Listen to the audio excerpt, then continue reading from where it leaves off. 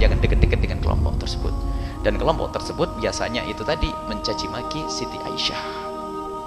Subhanallah, Siti Aisyah dibilang pelacur. Dan Allah Maha Adil. Allah Maha Adil.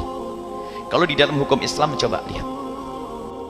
Di dalam hukum Islam bahwa jika ada seseorang mengatakan, menuduh orang lain berzina, maka dicambuk 80 kali. Yang nyambuk adalah hakim. Kalau anda berkata, kau berzina, ngadukan ke mahkamah, Pak Hakim, saya dituduh orang ini berzina, dicambuk orang ini 80 kali, menuduh orang lain berzina, dicambuk. Yang dituduh siapa? Siti Aisyah. Tapi Allah Maha Adil, mahkamah mereka tidak mencambuk, tapi mereka punya keyakinan setiap tahun mencambuk diri sampai berdarah-darah. Dan itu setiap tahun rumah sakit mereka penuh dengan orang-orang sakit dan bahkan mati karena korban mencambuk diri sampai berdarah. Itu hukuman karena kurang ajar dengan Ummul Mukminin Siti Aisyah radhiyallahu anha. Coba buktikan. Berita hari ini, berapa ada di rumah sakit sana? Allah Maha Adil. Siti Aisyah, istri Rasulullah, lihat hari ini keyakinan ini. Jadi kalau sudah 10 Asyura itu mereka langsung mengambil apa? Mengambil besi yang berat. Bisa berdarah. Itu rutin. Sehingga disebutkan di pemerintah mereka, kita baca berita, jadi kalau sudah memasuki bulan-bulan itu sudah disiapkan dokter-dokter dari luar negeri untuk membantu, untuk menangani itu semuanya.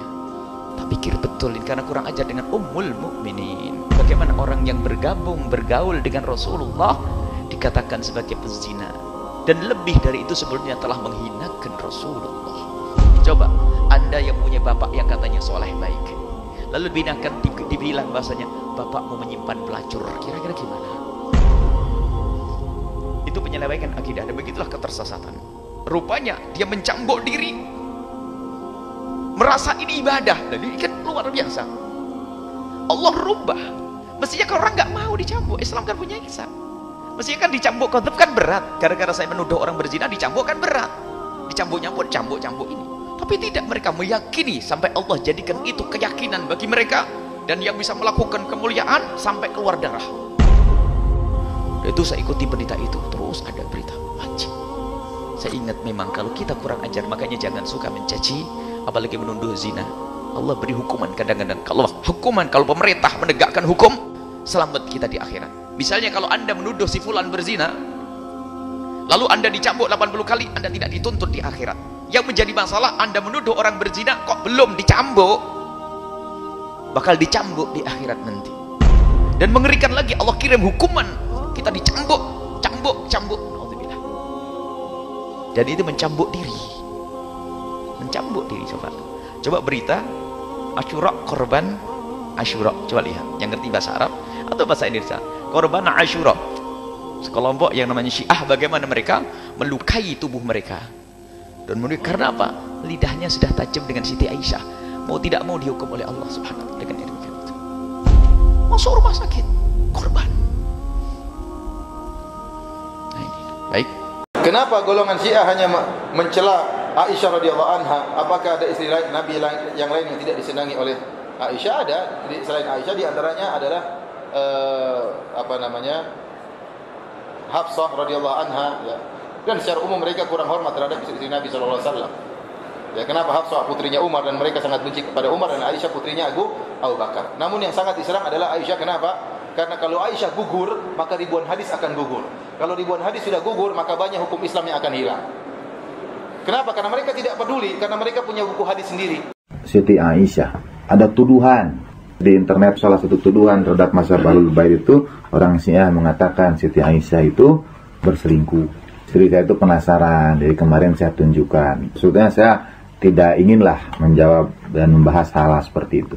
Kemudian saya tunjukkan hadis dalam Sahih Muslim yang juga ada dalam Sahih Bukhari, dalam Asbabun Nuzul ayat surat An-Nur. Bagian Asbabun Nuzul turun ayat surat An-Nur ayat kesekian, itu ada satu bab judulnya itu berita bohong. Ini asal usulnya kalau ingin tahu kenapa sampai ada tudingan seperti itu. Ada dalam Sahih Muslim. Dari ceritanya, walaupun terjemahan Indonesia ada 2 Sahih Muslim di rumah saya itu, tapi ada yang unik lah dari arti terjemahan itu. Riwayat Siti Aisyah dalam Sahih Muslim di bagian Asbabun Nuzul surat An-Nur Nabi itu mengundi istri-istrinya kalau berangkat perang. Kemudian ketika diundi, aku yang dapat, kata Siti Aisyah itu. Berangkatlah. Pulang dari pertempuran itu malam hari, dan aku itu ditandu. Waktu itu sudah turun ayat untuk menutupkan hijab. Jadi aku ditandu oleh para sahabat Nabi yang lainnya dan pakai hijab. Jadi tidak terlihat ada orang di dalam. Kemudian para sahabat itu beristirahat.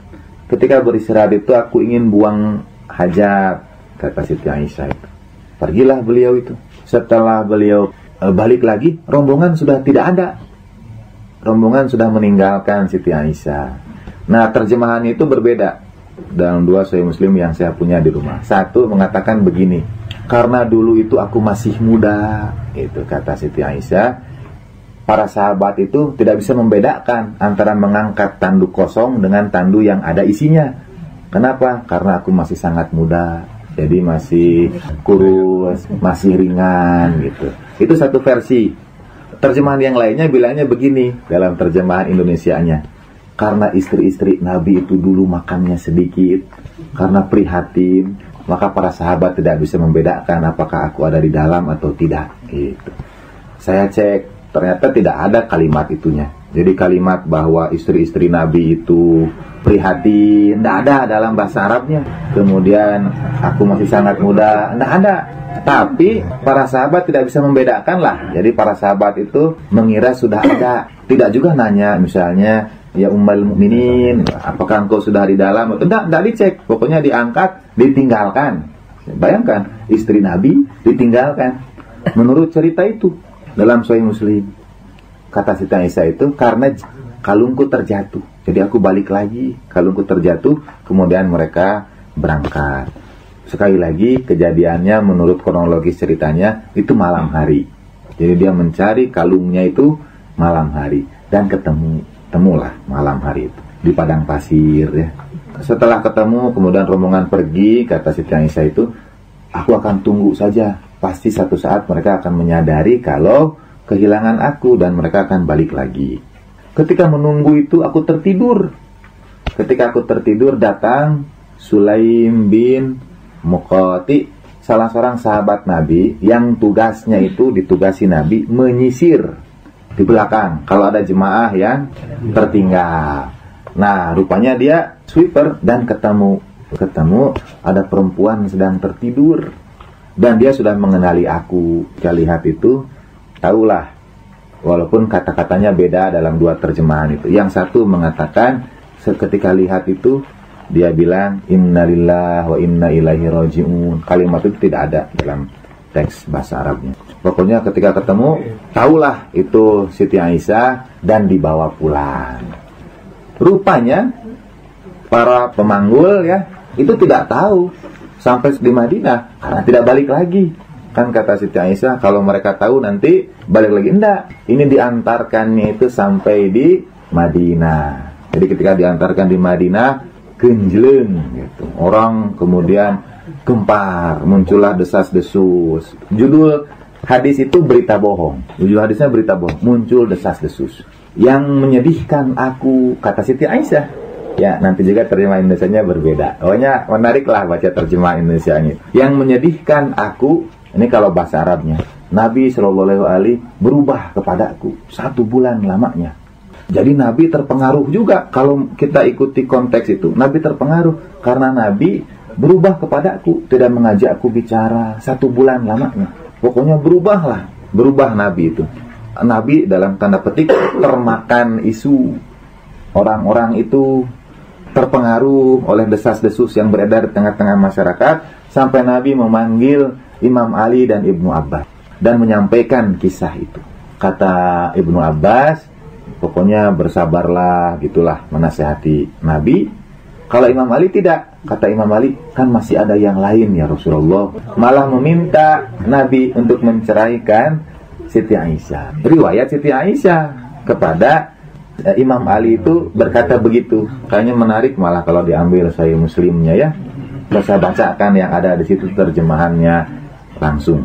Kalau istri saya di belakang bisa ambilkan. Biar dibaca oleh ibu dan bapak terjemahannya langsung, juz keberapa, nomor keberapa gitu. Di terjemahan Indonesianya Kalau di bahasa Arabnya, Nabi berubah kepadaku. Tapi terjemahan Indonesianya itu tidak. Terjemahan Indonesianya itu, yang lainnya berubah kepadaku kecuali Rasulullah Sallallahu Alaihi Wasallam. Gitu. Tidak pernah Nabi selembut itu kepadaku. Gitu. Jadi terjemahannya nanti saya bacakanlah. Jadi gimana itu logika menerjemahkan urutan kisah itu? Bingung satu sama lain. Nabi minta pendapat Imam Ali. Siti Aisyah itu tidak kuat. Lalu dia lari ke rumah ayah dan ibunya. Kemudian kata ibunya itu begini, "Hei Aisyah, siapa yang tidak cemburu kepadamu? Kalau orang cantik sepertimu menikah dengan Rasulullah Sallallahu Alaihi Wasallam, pastilah banyak orang yang tidak suka, pasti banyak orang yang iri." Yang menenangkan itu ibunya. Kemudian Khalifah Abu Bakar. Nabi tidak menenangkan istrinya yang digosipkan selama sebulan, sampai akhirnya turun ayat yang berkenaan dengan itu. Setelah turun ayat itu, setelah sebulan lamanya dibiarkan desas-desus itu berkembang di kalangan kaum muslimin. Padahal Nabi Sallallahu Alaihi pastilah beramal dengan amalan Al-Quran. Kalau datang orang fasik binabain fatabayyanu an tusiba qauman bijahalah, dan itu tidak Nabi lakukan karena sebulan lamanya. Nah, itu ada dalam Sahih Muslim. Dan menurut kita, bayangkan urutan logikanya, matannya, sanadnya, kayaknya dinafikan semua itu. Kehormatan Rasulullah Sallallahu Alaihi Wasallam. Jadi bukan orang Syiah yang mengatakan seperti itu, kalaupun ada. Dan itu tidak disebutkan gimana-gimananya. Tapi berkembanglah desas-desus, rumor, berita bohong di Madinah berkaitan dengan kejadian itu digunakan digunakan sebagai dalil. Padahal dalam kitab-kitab ulama Syiah yang terkemuka, rujukan awal, tidak pernah ada kalimat sedikit pun yang menyinggung, bahkan menyebutkan ada dalam tanda petik selingkuh Ummul Mukminin gitu. Karena dengan mempercayai dan meyakini itu menodai kehormatan Rasulullah Sallallahu Alaihi Wasallam. Yang kedua, ketika ada pendapat misalnya pertentangan antar para sahabat itu di zaman Imam Ali alaihissalam jadi khalifah, Muawiyah perang melawan Imam Ali, Siti Aisyah, Tolha, Zubair perang melawan Imam Ali. Tapi kemudian didamaikan.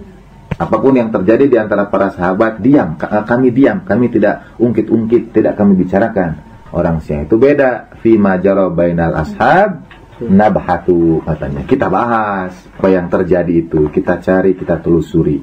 Yang lainnya tidak, tutup perkara saja. Bahkan menutup dengan perkara itu dengan jaminan kalau sahabat itu benar dia dapat pahala 2, kalau salah dia dapat pahala 1. Jadi antara Imam Ali dan Muawiyah, Imam Ali 2 misalnya, kalau dianggap Imam Ali yang benar, jangan-jangan yang dianggap yang benar Muawiyah. Jadi Imam Ali yang dapat 1 gitu ya.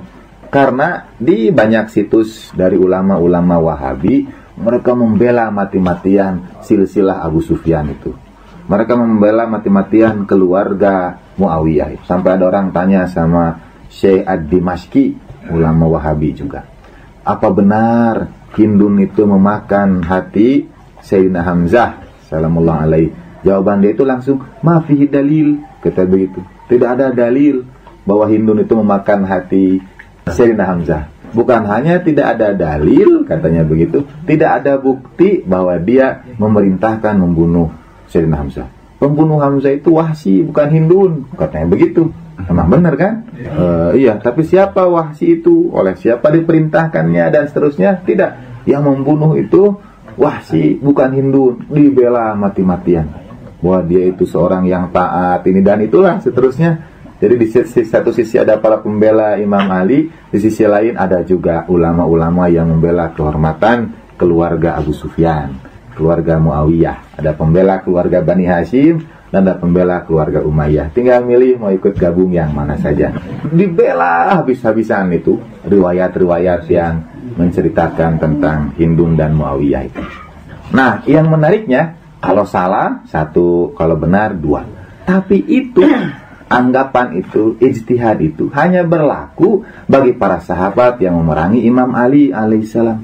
Kenapa tidak dilakukan kepada yang memerangi Khalifah Abu Bakar?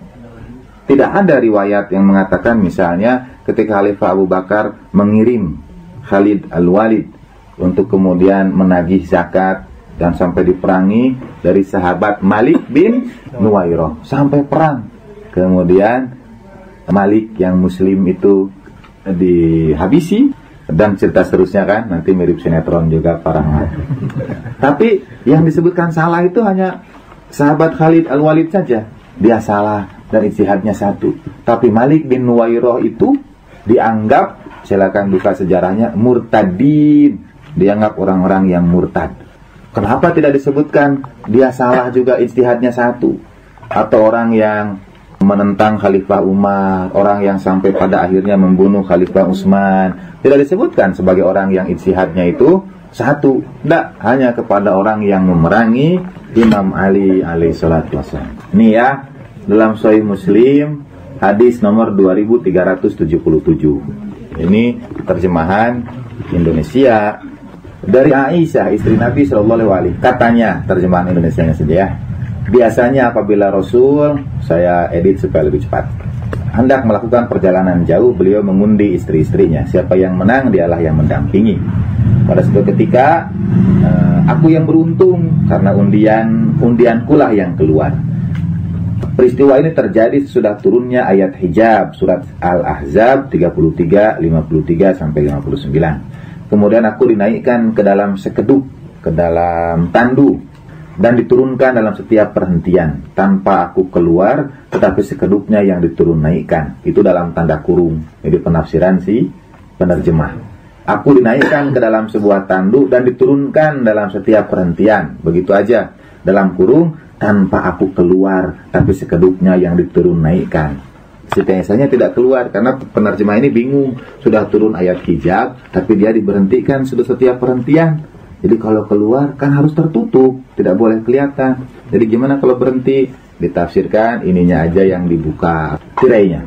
Setelah selesai perang, Nabi beserta rombongan pulang ke Madinah. Hampir sampai di Madinah, beliau memberi izin seluruh pasukan istirahat malam. Ketika istirahat itu aku keluar dari tandu dan berjalan menjauhi pasukan untuk buang hajat. Setelah selesai buang hajat, aku kembali ke pasukan. Ketika aku menyentuh dadaku, terasa kalungku yang terbuat dari permata zofar, buatan Yaman telah putus. Karena itu aku kembali mencari kalungku, sehingga aku terlambat kembali ke pasukan. Sedangkan para pengawal yang bertugas menjagaku selama dalam perjalanan telah mengangkat tandukku dan menaikkannya ke punggung unta yang kukendarai dalam buku tanda kurung, tanpa memeriksa lebih dahulu apakah aku ada di dalam atau tidak. Lalu mereka berangkat. Mereka menyangka bahwa aku berada dalam tanduk. Ketika itu berat badanku sangat ringan, sehingga kalaupun aku ada dalam tanduk, para pengawal tidak akan merasa lebih berat bila mereka mengangkat tanduk itu. Ketika itu aku masih merupakan wanita muda usia. Nah, ini terjemahan yang satu. Kalau terjemahan yang itu, ada lagi, satu lagi, karena istri-istri Nabi dulu itu prihatin, katanya gitu. Jadi kurus-kurus. Bayangkan itu, antara lain, tidak tahu saya apakah dalam tanda petik menyinggung Rasulullah Sallallahu Alaihi atau tidak, karena istri-istrinya tidak diperhatikan. Mereka terus berjalan menggiring untaku tanpa aku. Aku mendapatkan kalungku kembali setelah pasukan berjalan agak jauh. Tidak juga teriak apa-apalah ya. Ketika aku sampai di tempat peristirahatan, kudapati di sana telah sepi. Aku memutuskan untuk tetap menunggu di tempatku semula, karena aku berpendapat bila rombongan tidak menemukanku, tentu mereka akan kembali mencariku. Ketika aku duduk menunggu, aku mengantuk dan tertidur. Ini namanya yang benar bukan Sulam, bukan Sulaim. Yang namanya itu Sofwan bin Mu'attal As-Sulami. Jadi Sulam itu gelarannya, tapi namanya Sofwan bin Mu'attal As-Sulami. Ketinggalan pula oleh rombongan karena dia tertidur. Jadi rupanya bukan sweeping, tapi tertidur juga dia. Ketika terbangun, dia segera menyusul mereka dan lewat di dekat tempatku menunggu. Ketika dia melihat sesosok tubuh sedang tidur, dia menghampiri dan mengenaliku. Dia memang sudah pernah melihatku sebelum ayat hijab turun. Aku terbangun ketika dia dengan terkejut mengucapkan kalimat Inna lillahi wa inna ilaihi raji'un. Setelah dia mengenaliku, aku segera menutup mukaku dengan jilbab. Demi Allah, dia tidak pernah mengucapkan sepatah kalimat pun kepada aku selain kalimat istirja yang menyebabkan aku terbangun. Dia segera menyuruh untanya merunduk dan aku dipersilahkan menaiki kendaraan itu. Sedangkan dia sendiri berjalan kaki menuntun unta sampai induk pasukan tersusul oleh kami sesudah mereka berhenti beristirahat dari terik panas tengah hari. Berarti perjalanannya dari malam sampai ke terik panas tengah hari. Tapi sungguh celakalah orang yang sengaja membuat fitnah terhadap diriku mengenai peristiwa itu. Nah, jadi mengenai peristiwa itu ada fitnah, tidak disebutkan fitnahnya. Diprakarsai oleh pemimpin mereka Abdullah bin Ubay bin Salul. Setelah kami sampai di Madinah, aku jatuh sakit sebulan lamanya. Sementara itu dalam masyarakat telah meluas kabar bohong mengenai diriku. Sedangkan aku tidak tahu berita itu telah meluas demikian rupa karena aku sedang sakit. Tapi ada satu hal yang membimbangkanku. Sakit, kemudian ada yang membimbangkanku, yaitu ialah sikap Rasulullah SAW yang tidak memperlihatkan kasih sayangnya seperti biasanya. Apalagi ini sedang sakit dan Nabi tidak memperlihatkan kasih sayang. Jadi itu membimbangkan aku, kata Siti Aisyah. Beliau pernah datang menengokku sekali. Dalam 1 bulan itu nengok sekali. Kalau dibandingkan dengan riwayat yang lain, itu katanya ada hari-hari istri Nabi itu, Nabi dengan siapa gitu ya. Sampai ada asbabun nuzul, nanti turun surat At-Tahrim ayat 1 dan seterusnya lah. Tapi ini selama sebulan rupanya tidak ditengok, cuman sekali. Beliau pernah datang menengokku sekali. Setelah memberi salam, beliau bertanya, bagaimana keadaanmu? Itu saja. Itulah yang membimbangkanku. Gitu. Jadi Nabi yang penuh perhatian, ada yang sakit, dari tengok. Padahal kata Nabi, kalau ada orang sakit di tengah kalian, tengok. Kalau ada orang yang meninggal, layak. Ini istri beliau sendiri sakit, nggak ditengok sih, tapi sekali dalam sebulan itu. Jadi kalau ada sahabat kita yang sudah sakit sebulan belum kita tengok, ada sunnahnya. Saya Muslim ya. Aku tidak mengetahui sama sekali heboh mengenai diriku sampai pada satu hari dan seterusnya. Panjang sih, panjang deh. Berapa lama ya? 1, 2, 3, 4, 5, 6, 7, 8, 9, 10, 12 ya. Biasanya hadis-hadis itu pendek-pendek karena diriwayatkan begini. Ini 12 halaman. Kemudian pulang ke rumahnya, ketemu ibunya. Wahai ibu, benarkah ada berita buruk yang dipercakapkan orang mengenai diriku? Jawab ibu, wahai anakku sayang. Di sini yang perhatian itu ibunya. Nabi SAW hanya sekali saja. Jangan hiraukan anakku sayang. Demi Allah, jarang sekali wanita cantik yang disayangi suaminya, padahal dia mempunyai banyak madu yang tidak diomongi orang. Katanya begitu. Subhanallah, kataku. Kalau begitu, memang benar kiranya orang banyak mempercakapkan aku. Malam itu aku menangis semalaman sampai subuh. Air mataku mengalir tidak dapat ditahan dan aku tidak dapat tidur karenanya. Itu. Jadi kalau ibu dan bapak teman-teman di sini nangis asyurawan paling hanya 2 jam lah. Itulah Pak Rahmat berhasil menggali emosi ibu dan bapak 2 jam ya. Tapi dalam cerita ini semalaman. Sementara itu Nabi memanggil Imam Ali dan Usamah bin Zaid bermusyawarah dengan mereka. Karena waktu itu wahyu terhenti. Nah, jadi selama gunjang-ganjing berita itu wahyu terhenti. Tidak ada wahyu turun karena gonjang-ganjing itu. Hina stalbatal wahyu. Kemudian Nabi bermusyawarah kepada keduanya, apakah harus menceraikanku atau tidak? Usamah bin Zaid menyatakan pendapatnya. Dia tahu benar para istri Nabi itu semuanya suci. Bayangkan, yang tahu itu Usamah bin Zaid. Dia tahu benar bahwa para istri Nabi itu suci. Nabinya sendiri bingung, makanya ditanya sama Usamah itu, gimana aku harus ceraikan atau tidak? Kata Usamah, aku tahu benar para istri Nabi itu semuanya suci. Gitu. Nabinya sendiri tahu atau tidak? Makanya Nabi minta doa sahabat itu konsultasi. Jadi yang lebih tahu tentang istri Nabi itu adalah Usamah bin Zaid. Dia tahu benar bahwa mereka semuanya mencintai Rasulullah SAW. Katanya, mereka adalah para istri Anda. Aku yakin benar semuanya adalah para istri yang setia. Adapun Ali bin Abi Thalib berkata, Allah Ta'ala tidak akan mempersulit Anda Masih banyak wanita selain dia, kata Imam Ali. Jika Anda menghendaki seorang gadis, tidak seorang pun yang akan menolak Anda. Itu. Dan seterusnya ya. Lewat lagi. Sampai kemudian terjadi gunjang-ganjing di Masjid Nabawi. Pertengkaran antara suku Aus dan Khazraj menjadi hangat, sehingga hampir terjadi perkelahian di antara mereka. Jadi orang berkelahi tentang gosip ini. Sampai ada yang berkata, "Ya Allah, ya Rasulullah, jika tuduhan itu datang dari suku Aus, kami penggal lehernya." Orang sudah mau bertengkar sampai mau memenggal leher. Rasulullah sendiri masih berdiri di mimbar. Yang masih berdiri di mimbar dapat menenangkan mereka sehingga mereka diam. Kata Aisyah selanjutnya, "Sehari-harian kerjaku hanya menangis dan menangis siang malam. Sehingga kedua orang tua aku cemas kalau jantungku pecah karena menangis. Selama aku menangis, kedua orang tua aku selalu berada di sampingku." Di mana Nabi? Sallallahu alaihi. Tidak ada ya, karena yang ada di samping itu kedua orang tuaku, dan seterusnya. Sampai sudah sebulan wahyu tidak turun kepada beliau. Kemudian beliau duduk di sampingku ya, sampai akhirnya Nabi datang setelah sebulan tidak turun wahyu. Kemudian Nabi bersabda, "Hei Aisyah, telah sampai kepadaku berita mengenai dirimu begini dan begitu. Jika engkau bersih dari tuduhan itu, maka Allah Ta'ala akan membebaskanmu. Jika engkau memang berdosa, minta ampunlah kepada Allah Ta'ala dan tobatlah kepadanya." Setelah ucapan beliau itu, air mataku mengambang dan tak tertahankan jatuh berderai. Aku berkata kepada bapakku, "Tolonglah aku menjawab sabda Rasulullah."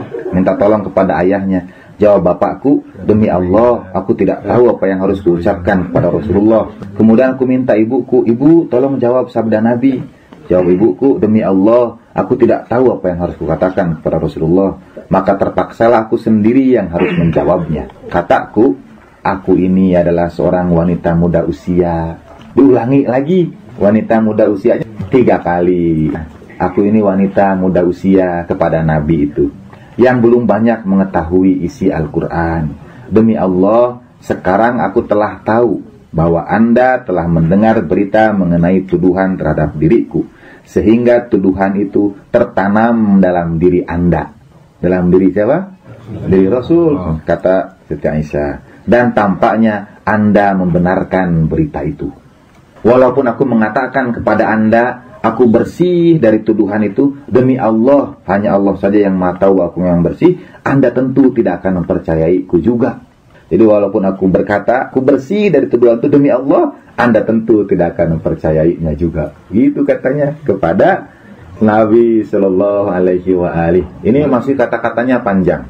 Seandainya aku mengatakan aku telah bersalah dan berbuat dosa, demi Allah, Dia juga yang maha tahu aku bersih.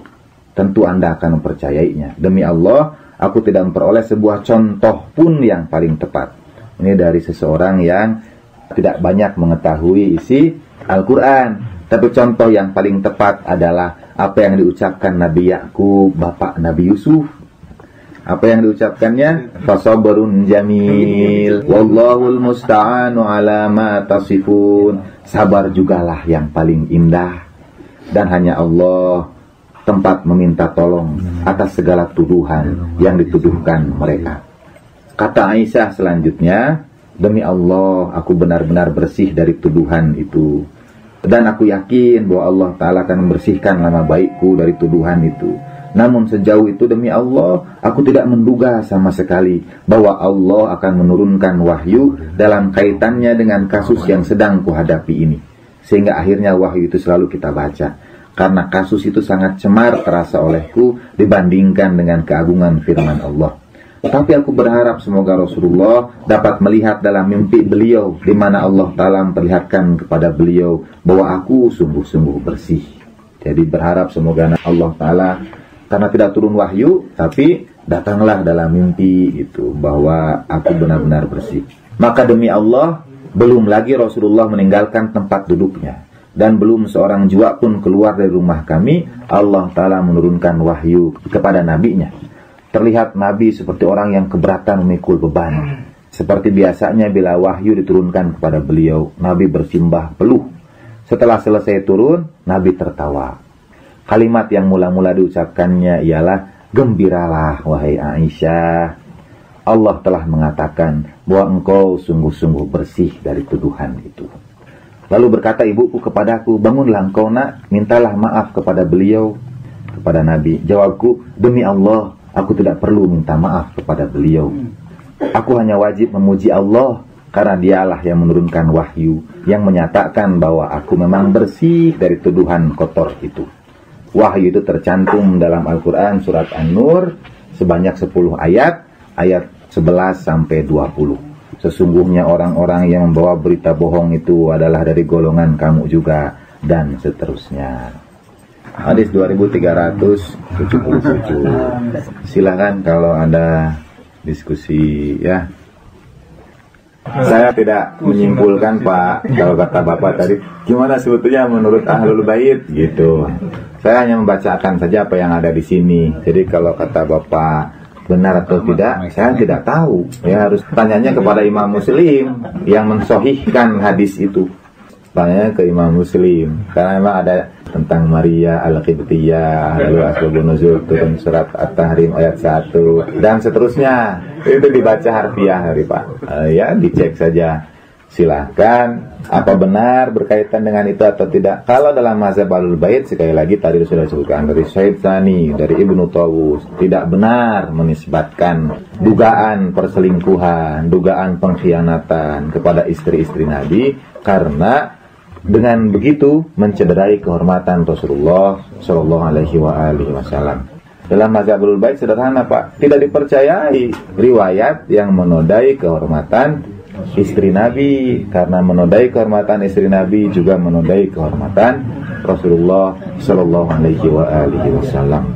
Kalau urusan perang Jamal di zaman Imam Ali, ya itu fakta sejarah yang tidak terbantahkan sepeninggal Rasulullah Shallallahu Alaihi Wasallam.